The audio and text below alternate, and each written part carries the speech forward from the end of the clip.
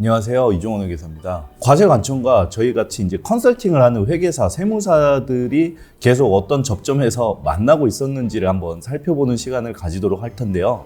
그 주제로 저희 첫 번째 퇴직소득에 대해서 한번 말씀을 드리도록 하겠습니다. 이 퇴직소득에 대한 임원의 한도는 계속 변천이 있어 왔습니다. 퇴직소득이 왜 혜택인지 모르시는 대표님들이 많은데, 첫 번째 퇴직소득으로 처리를 하시게 되면 4대 보험이 부과되지가 않습니다. 퇴직소득은 종합소득세에서 제외되는 항목입니다. 분류과세라고 해서 종합소득과는 다른 체계, 그 다음에 다른 세율로 과세가 됩니다. 저율의 세율로 과세가 되기 때문에 혜택이 맞겠죠.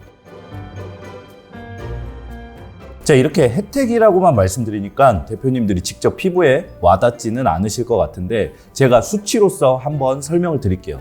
자, 10년을 근무한 분이 퇴직소득으로 1억, 2억, 3억을 수령했을 때와 내가 세전 연봉으로 1억, 2억, 3억 수령했을 때 과연 내가 실제적으로 부담하는 세율이 어떻게 변동되는지 한번 말씀드리도록 하겠습니다. 1억 원의 퇴직금을 수령하면서 내시는 세금은 5%에 불과합니다. 퇴직금으로 2억을 수령한다 라고 했을 때 세율은 10%입니다.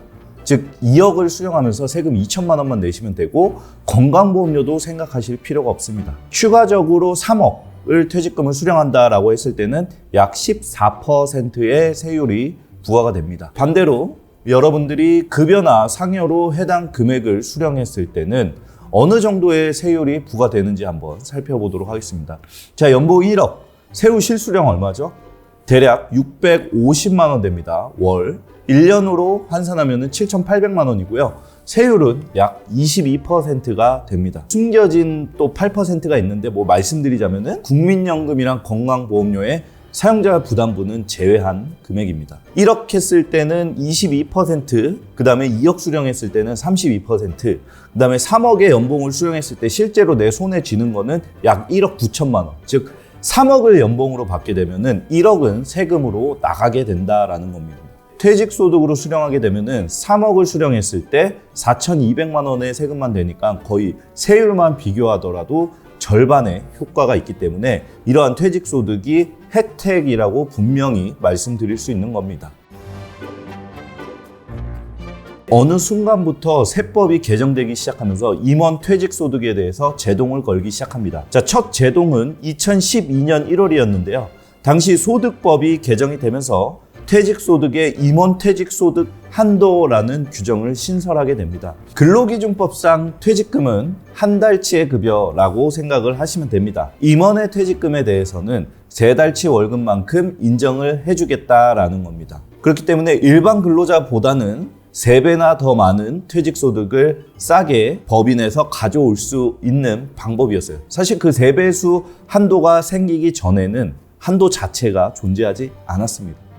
굉장하지 않았습니까? 근데 그게 2012년 1월 1일 이후부터 막히게 되었습니다. 2016년이죠. 퇴직금을 받을 수 있는 조건에서 앞으로 퇴직금을 수령하지 않는 조건으로 연봉제를 전환하는 중간정산 퇴직금을 지급받는 방식이 있었는데요. 중간정산 퇴직금에서 지급받을 수 있는 사유에서 삭제가 되었습니다. 임원분들이 연봉제로 전환하면서 중간에 퇴직금을 한번 터는 방법이 불가능해졌거든요. 2020년도죠. 임원에 대한 퇴직소득 한도 배수를 기존 3배수에서 2배수로 하향 조정하게 됩니다. 자, 2016년에 이 중간정산이 제한이 되면서 이때 컨설팅이 많이 들어갔어요. 그래서 사실 이때 세무서에서 임원 퇴직소득의 한도 계산 근거와 그 다음에 퇴직금을 어떻게 계산했는지 해명자료를 제출하시오라는 안내문이 굉장히 많이 발송됐습니다. 이와 같이 퇴직소득에 대해서도 과세관청은 계속해서 이것을 막고 있고, 법인 대표님들과 저와 같은 회계사 세무사님들은 어떻게든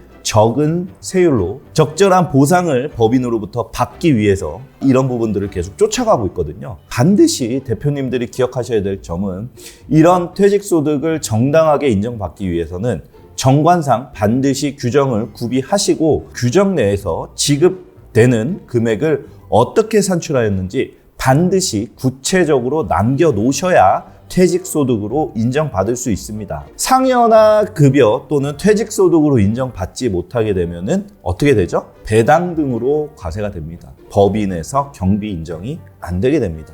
법인세 부담도 늘어나게 되죠. 지금 회사의 정관과 그 다음에 우리 임원의 상여, 그 다음에 퇴직소득에 대한 지급 규정이 잘 구비되어 있는지 꼭 확인하시기 바랍니다.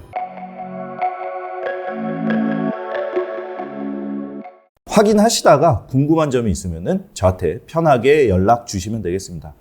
자, 여기까지 퇴직소득의 변천사에 대해서 알아봤고요. 다음 시간에는 조금 더 구체적이고 더 유익한 주제로 찾아뵙도록 하겠습니다. 감사합니다. 저는 이종환 회계사였습니다.